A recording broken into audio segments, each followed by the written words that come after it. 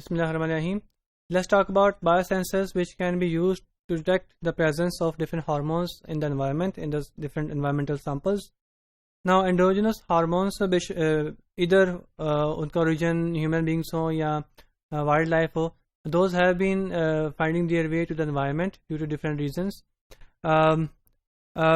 एक रीज़न उसमें बहुत बड़ा ये है कि पॉपुलेशन आउटग्रोथ बहुत ज़्यादा है, पॉपुलेशन मैनेजमेंट अच्छी नहीं है. Second, in case of animals, cattle and animal farming, certain hormones are also used to increase the growth of the animals, of the cattle as well, and to increase the production of meat and milk as well.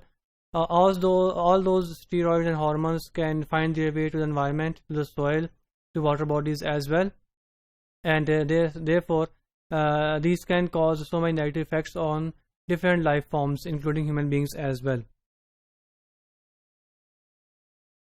Now, these can cause the disruption of endocrine systems of different fauna, for example, especially fish, because ultimately they find their way to the water bodies, and it has been observed that these are basically behaving as endocrine disruptors, and they cause so many harmful effects to the health of different species of fish. There have been so many examples.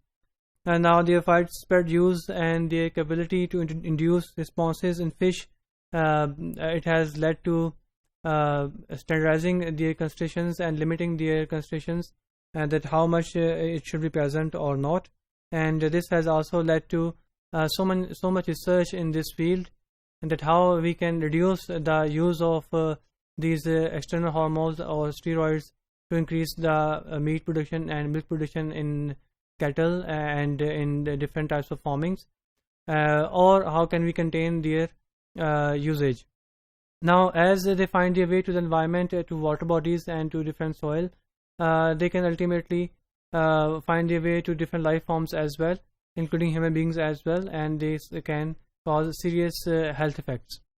So there have been so much effort to make different types of biosensors to detect the presence or absence of such hormones in the environment. One such is an optical immunosensor, which was used to determine the presence of estrone along with other organic pollutants as well. So depending on the type of the hormone, different types of biosensors can be used.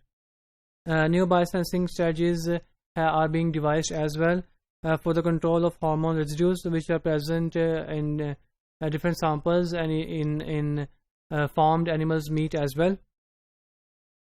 So if we can find out the presence or absence of these steroids or hormones in the meat of farming animals as well, we can actually find out the quality of the meat and the food and the related food products as well.